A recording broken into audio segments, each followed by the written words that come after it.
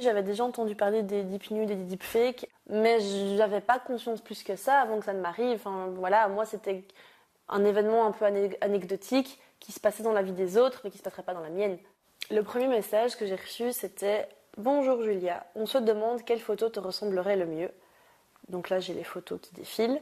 Merci pour ton retour. A.O pour anonyme.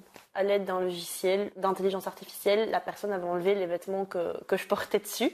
Et donc, j'étais complètement nue. C'était très bizarre parce que je savais que c'était pas mon corps, mais en même temps, j'avais vraiment l'impression de me voir. Donc, j'étais dans une espèce d'entre-deux très difficile à décrire. La photo privée a été directement puisée d'un de mes anciens comptes Instagram qui était privé. Donc, c'est quelqu'un avec qui j'ai peut-être potentiellement même un jour parler. Ma seule crainte, ce serait qu'ils les aient utilisés pour les mettre sur des sites pour se faire de l'argent et en même temps nuire à mon image publique.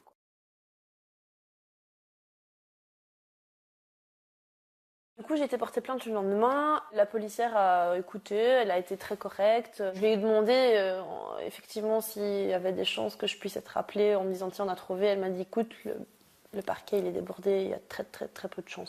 J'ai eu beaucoup de très chouettes retours. Enfin, les gens qui me suivent sont des gens très très gentils et très bienveillants.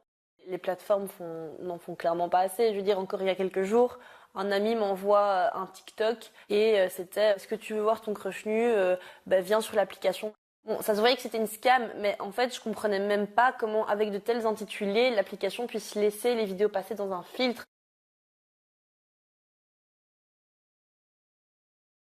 C'est très bien, mais c'est trop tard. Il fallait faire ça avant d'autoriser ces applications sur le territoire européen.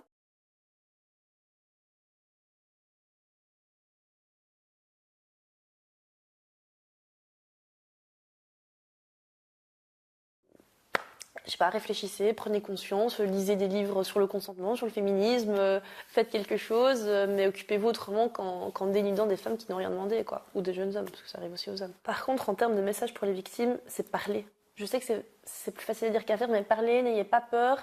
Et surtout, ne vous taisez pas, n'ayez pas honte, parce que la honte, elle doit changer de camp. C'est pas à une victime d'avoir honte.